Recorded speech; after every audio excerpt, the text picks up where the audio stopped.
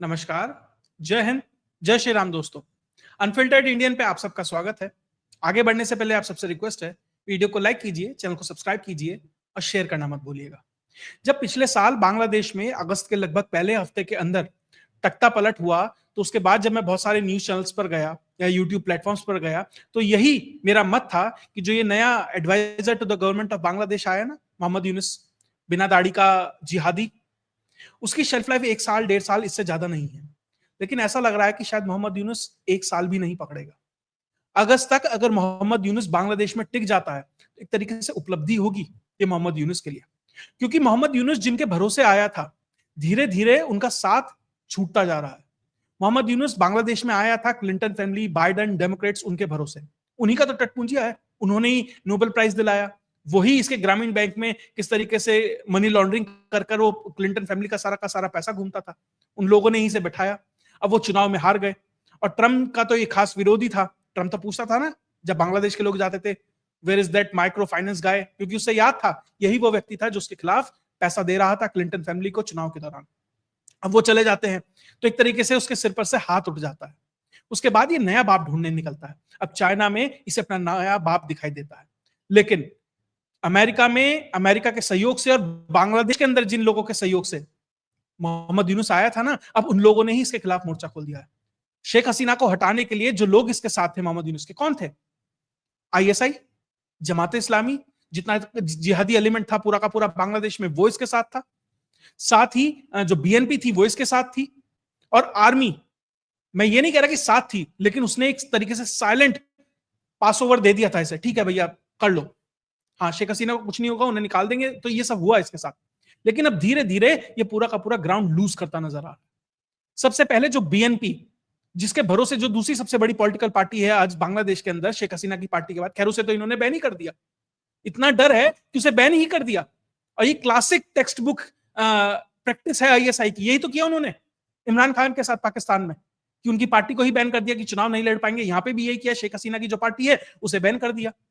अब इन्होंने, बीएनपी ने सोचा यार शेख हसीना की पार्टी बैन हो गई है, सब कुछ हो गया है, उसे तख्ता पलट हो गया, अब तो बस मजा आ जाएगा, चुनाव होते ही सब कुछ अपने हाथ में आ जाएगा। लेकिन जो ये मोहम्मद यूनुस था ना, इसका प्लान कुछ और थे, क्योंकि इसके आकाओं ने कुछ और प्लान लेकर भेजे थे। अब ये जमकर बैठ गया, चुनाव करा नहीं रहा है। अब बीएनपी ने जिस तरीके से सड़कों पर उतरकर विरोध प्रदर्शन करना शुरू कर दिया है, साथ ही इस जिहादी के द्वारा जो स्टूडेंट विंग बनाई गई थी, वो भी इससे अलग होकर अपनी पॉलिटिकल पार्टी बना चुकी है। अब पीछे इसने नाटक किया था कि मैं इस्तीफा दे दूंगा, मैं जिस हिसाब से चाह रहा हूं कि बांग्लादेश हो, उस तरीके से हो नहीं पा रहा है। दरअसल जिस तरीके से ये चलाना चाह रहा था, इसके हाथ से बात निकलती नजर आ रही है। जो बीएनपी, जो इसे ग्राउंड पर सपोर्ट प्रोवाइड करा रही थी, फुट सोल्जर्स प्रोवाइड करा रही थी, वो इसके खिलाफ है, क्योंकि ये चुनाव कराने के लिए तैयार नहीं है। क्या कह रहा है? जून 2026 में जाकर चुनाव कराने के लिए सोचूंगा। जून में सोचेगा कि भैया हो सकता है मैं दिसंबर में कराऊं, हो सकता है 27 में कराऊं, 28 में कराऊं, सोचूंगा। बीएनपी कह रही है कि भैया इस साल दिसंबर तक चुनाव होने चाहिए। यहां तक कि जो मिलिट्री है वो कह रही है कि इस दिसंबर तक चुनाव होने चाहिए। और दिसंबर तक चुनाव होने का मतलब अक्टूबर नवंबर से गतिविधियां शुरू हो जाएंगी। लेकिन ये कह रहा है कि नहीं नहीं, हम तैयार नहीं है, अभी हमने तैयारी नहीं है हमारी चुनाव कराने के लिए। आपको क्या तैयारी करनी है? तैयारी करनी है तो इलेक्शन कमीशन ऑफ बांग्लादेश को करनी है। आप तो वैसे भी केयर टेकर है, ना प्रधानमंत्री है ना राष्ट्रपति है, आप तो adviser to the government of Bangladesh. और मुझे नहीं पता वो गवर्नमेंट ऑफ बांग्लादेश कहां है, क्योंकि ऐसा कोई प्रोविजन ही नहीं है गवर्नमेंट ऑफ बांग्लादेश का एडवाइजर बनने का। वो मोहम्मद यूनुस बन के बैठा है। अब मोहम्मद यूनुस को लगा कि भैया आर्मी मेरे हाथ से निकल रही है, मेरे ऊपर प्रेशर बना रही है। उसे लगा भैया बीएनपी अब सड़कों पे उतर आई है। बहुत जगह जो जमाते इस्लामी और जो ये पूरा का पूरा जिहादी एलिमेंट है, वो भी मोहम्मद यूनुस से परेशान है। उसे भी लग रहा है, वो भी चाह रहा था कि चुनाव हो और उस इलेक्टोरल प्रोसेस में आकर हम उसे हाईजैक करके और हम अपनी पार्टी बनाकर और हम वहां पर कब्जा कर लें। हम नॉन डेमोक्रेटिक तो हैं, लेकिन डेमोक्रेटिक रास्ते से, क्योंकि फेवरेबल कंडीशन है, हम उसे कब्जा कर लेते हैं।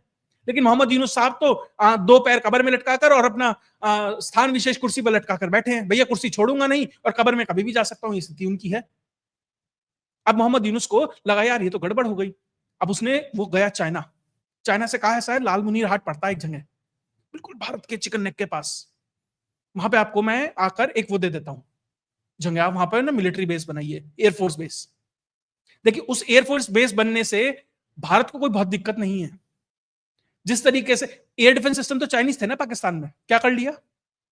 तो जब चाहे भारत उसे न्यूट्रलाइज कर सकता है कॉन्फ्लिक्ट की सिचुएशन में। लेकिन एक नॉन कॉन्फ्लिक्ट टाइम के दौरान, वो भारत के लिए बहुत प्रॉब्लमेटिक है। वहां से वो बहुत सारी सर्वेलेंस कर सकता है, उसके रडार्स हैं, बहुत कुछ किया जा सकता है वहां से।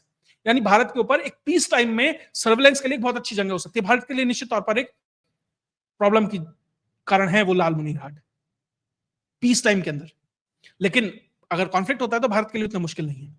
उसके साथ इसने एक और चीज करी, जिन अमेरिकन ने इसका साथ छोड़ दिया था, उन अमेरिकन से जाके इसने एक डील करी।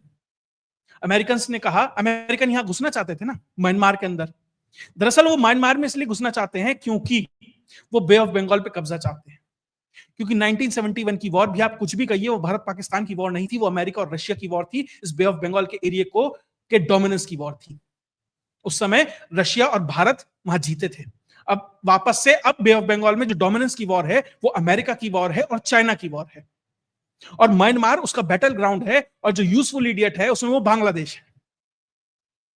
तो बांग्लादेश ये कह रहा है कि भैया मैं तो भिखारी हो चुका हूं, मेरे पास पैसा नहीं है, तो वो डबल गेम खेल रहा है चाइना के साथ भी कि हम लालमुनीन हाट दे देंगे, इन्वेस्टमेंट कर लो, ये कर दो, वो कर दो। और वो अमेरिका को भी कह रहा है कि भैया मैं आपको यहाँ कॉरिडोर दे देता हूं, और म्यांमार में जो जुंता सरकार है, जो चाइनीज समर्थित सरकार है, उसके खिलाफ आप यहाँ काम करिए। तो किस तरीके से डबल गेम ये यूनिस खेल रहा है। अब ये बांग्लादेश है, म्यांमार से लगती इसकी बॉर्डर है, और ये जो रेड में आपको दिखाई दे रहा है ये रखाइन स्टेट है। दरअसल यहां पे अमेरिका चाहता है कि एक रखाइन कॉरिडोर बनाया जाए जो बांग्लादेश से लेकर रखाइन तक जाए, और कहा यह जा रहा है कि कॉरिडोर इसलिए बनाया जा रहा है जो रोहिंग्या है ना, उनके आवागमन के लिए बहुत अच्छा है।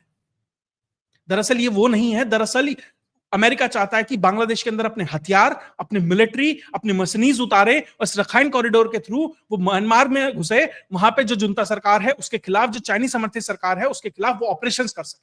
पूरा का पूरा खेल अगर ये है तो वो ये है, और वो डबल गेम खेल रहा है कि चाइना से भी पैसे ले लो और अमेरिका से भी कह दो कि भैया हाँ हाँ हाँ चले जाओ चले जाओ चले जाओ। वो ये भूल गया है कि अगर यहां पर एक बार अमेरिका घुस गया और चाइना घुस गया, वो यहां से निकलेंगे नहीं, कभी नहीं निकलेंगे। दरअसल अमेरिका चाहता है कि इस एरिया में 3 देश हैं, 4 देश हैं, उनके पर्सपेक्टिव बताता हूं कि क्यों वो इस एरिया में आना चाहते हैं। सबसे पहले अमेरिका, वो यहां चाहता है क्योंकि यहां पर जो नार्को ट्रेड है, गोल्डन ट्रायंगल है, ये एक गोल्डन क्रिसेंट होता था जो अफगानिस्तान में पाया जाता था, एक गोल्डन ट्रायंगल है जो यहां पे पाया जाता है। यहां पे सबसे ज्यादा नार्कोटिक्स पैदा होता है, उसीलिए जो ये कुकी चिन, ये जितना भी सब कुछ नॉर्थ ईस्ट में मणिपुर में हो रहा था, उसी के कारण हो रहा था। अमेरिका के लिए वो एक सोर्स ऑफ इनकम है, चाइना पे नजर रखने के लिए एक बहुत अच्छी जगह है, साथ ही बे ऑफ बंगाल में जो नेचुरल रिसोर्सेज है उसके डोमिनेंस, साथ ही भारत पे नजर रखने के लिए, उसके डोमिनेंस के लिए बहुत ही ज्यादा स्ट्रेटेजिक तौर पर इंपॉर्टेंट जगह है। अमेरिका इसलिए आना चाहता है। चाइना इसलिए आना चाहता है क्योंकि वो म्यांमार के रूट के थ्रू, वहां का प्रोजेक्ट चल रहा है, क्यूमफ्यू डीप सी वाटर प्रोजेक्ट चल रहा है। वो चाहता है कि जो मलक्का स्ट्रेट है, जो अंडमान निकोबार के पास से जाता है, उसको जो चोक पॉइंट भारत के हाथ में, उसे कहीं बाईपास करके वो म्यांमार के थ्रू और थाईलैंड के थ्रू इस बे ऑफ बंगाल में आना चाहता है। इसलिए उसका लिए बहुत जरूरी है, साथ ही उस नार्को ट्रेड, साथ ही वो जो बाईपास है मलक्का का, वो यहां पे चाहता है। भारत के लिए ज्यादा जरूरी इसलिए है क्योंकि अमेरिका और चाइना यहां पर आ जाते हैं तो जो अभी मणिपुर में हुआ था ना, वो पूरे नॉर्थ ईस्ट में होगा। क्योंकि मान लीजिए इन दो की बैटल है, वो भी स्पिल ओवर होगी। मान लीजिए इन दोनों की बैटल होती है, एक प्लेयर बाहर हो जाता है, तो जरूरी नहीं, उसके बाद ये नहीं है कि वो प्लेयर शांत बैठ जाएगा, फिर वो भारत को परेशान करेगा, क्रिश्चियन स्टेट बनाने की कोशिश करेगा, या माओवाद और उस तरह का इंसर्जेंसी भारत में करने का कोशिश करेगा जो कुकी चिन करते आ रहे हैं। अभी जो कुकी चिन नेशनल फ्रंट है, उसके 15,000 यूनिफॉर्म बांग्लादेश के चिटगांग में पकड़े गए हैं। पाराताली करके एक जगह है चिटगांग में, 15,000 यूनिफॉर्म पकड़े गए हैं जो बांग्लादेश की नूर फैशंस नाम की एक फैक्ट्री में बन रहे थे। उससे पहले 32,000 पकड़े गए थे, और 2 महीने पहले 22,000 पकड़े गए थे। यानी कि किस लेवल पर वहां पर इंसर्जेंसी के लिए तैयारी है। अब हिसाब लगा लीजिए, 22 प्लस 32 प्लस 15, ये तो पकड़े गए हैं। इस कॉरिडोर को बहुत बेहतर तरीके से जो बांग्लादेश की आर्मी है वो समझ रही है, तभी तो वकरुज्जमान ने क्या कहा, this is a bloody corridor. क्योंकि उसे पता है, क्योंकि जो 2 बड़े या 3 बड़े हाथी वहां पर टकराएंगे तो जो घास है ना बांग्लादेश नामक, वो कुचली जाएगी। अब वो, लेकिन मोहम्मद यूनुस तो सिर्फ अपनी सोच रहा है, उसे पता नहीं है कि क्या क्या हो सकता है, इसलिए वो इन दोनों के साथ आग के साथ खेल रहा है, भारत के साथ भी खेल रहा है। उसने कहा कि आओ, हाँ हाँ हाँ, मैं तुम्हें कॉरिडोर दूंगा। उसे सिर्फ पैसा चाहिए। अब रखाइन कॉरिडोर में ह्यूमैनिटेरियन एड के नाम पर अब कहा यह जा रहा है, अपुष्ट खबरें हैं, पुष्ट नहीं कर सकता, कि ग्रामीण बैंक को लगभग $500 मिलियन का पेमेंट आया है कि रखाइन कॉरिडोर में ह्यूमैनिटेरियन एफर्ट्स आपको करने हैं। यानी कि पूरा का पूरा ये एक बैटल ग्राउंड बनाने की तैयारी है इस कॉरिडोर को, कि अमेरिका उतरे, चाइना उतरे, सब उतरे। ये सब कुछ वहां पर हो रहा है। साथ ही अब बांग्लादेश में स्टारलिंक की फैसिलिटी आ गई है, और एक अब जो स्टारलिंक की जो फैसिलिटीज हैं, ये कुकी चिन जो आर्मी है या ये आतंकी है, मिलिटेंट्स है, जो भी आप इन्हें कहिए, उन तक वो पहुंच रही है। तो उनका कम्युनिकेशन कितना तेज हो जाएगा। साथ ही जो अमेरिकन और ब्रिटिश फोर्सेस के वेटरन्स हैं, वो आकर उन्हें ट्रेनिंग दे रहे हैं, हथियार चलाने की है, इंटेलिजेंस की है, ये कम्युनिकेशन नेटवर्क्स कैसे चलाए जाएं, ये सब वहां पर हो रहा है। अब बाकायदा उसकी फुटेजेस आ रही हैं। वो मैं फुटेज लाना भूल गया, फोटोज लाना भूल गया, बाकायदा उसकी फोटोज हैं जो ये बता रहे हैं कि भैया वो लोग वहां जाकर उन लोगों को ट्रेन कर रहे हैं। तो भारत के लिए बहुत ही ज्यादा सिचुएशन, एक तरीके से कह सकते हैं हाई अलर्ट वाली सिचुएशन है वहां पर। उसके अलावा बांग्लादेश में स्थिति इतनी खराब हो गई है कि बांग्लादेश का जो मेन क्या है, मेन क्या बेचता था बांग्लादेश, कुछ है तो है नहीं वहां, सिर्फ टेक्सटाइल, और टेक्सटाइल भी बेचता था भारत से इंपोर्टेड रॉ कॉटन के माध्यम से। भारत ने अपने टेक्सटाइल इंडस्ट्री को ताक पर रखकर बांग्लादेश की इंडस्ट्री को बढ़ाया, ताकि वहां भुखमरी ना हो, ताकि वहां एक स्टेबल गवर्नमेंट शेख हसीना दे सके, ताकि वो जो वहां पर क्योस हो वो भारत के अंदर स्पिल ओवर ना हो। एक तरीके से सेफ्टी वॉल उन्होंने बनाई हुई थी। वहां का टेक्सटाइल जो मिल, जो ओनर, वो एक तरीके से कह सकते हैं संस्था है, बांग्लादेश टेक्सटाइल मिल्स एसोसिएशन। उसने क्या कहा है कि भैया ये स्थिति है कि अगले 2 महीने में आधी से ज्यादा फैक्ट्रियां बंद हो सकती हैं। 15-15, 16-16% का जो इंटरेस्ट रेट है हम दे नहीं सकते। बिल आ रहे हैं, लोन की किस्तें आ रही हैं, लेकिन हम कुछ एक्सपोर्ट नहीं कर पा रहे। क्यों नहीं कर पा रहे? भारत ने अपने सारे लैंड बॉर्डर्स बंद कर दिए कि भारत के किसी लैंड बॉर्डर से बांग्लादेश कोई ट्रेड नहीं कर सकता। ऐसा नहीं है कि भारत को बांग्लादेश या बांग्लादेशियों से कोई दिक्कत है, लेकिन वहां का एडमिनिस्ट्रेशन जिस तरीके से भारत के लिए या भारत के खिलाफ काम कर रहा है, तो भारत को तो भैया अपनी सिक्योरिटी मेजर्स लेने पड़ेंगे। उन्होंने कहा सी पोर्ट के माध्यम से लिया। अब सी पोर्ट से लाते ही जो कॉस्ट ₹100 की थी वो 150-200 रुपए हो जाती है। अब महंगा होएगा तो एक्सपोर्ट कैसे होएगा? अभी बांग्लादेशी टेक्सटाइल प्रोडक्ट्स की एक ही खासियत थी बस, और कुछ नहीं, कि बहुत बढ़िया क्वालिटी, ऐसा कुछ नहीं था, कि सस्ते थे, चीप थे। अब चीप नहीं रहेंगे तो क्या होगा? अब जब पब्लिक भूखी मरेगी तो वो सड़क पर उतरेगी। भारत भी चाहता है कि वहां चुनाव हो, उसके बाद बीएनपी की सरकार बने, अवामी लीग की सरकार बने, जिसकी भी बने, भारत को कोई दिक्कत नहीं है।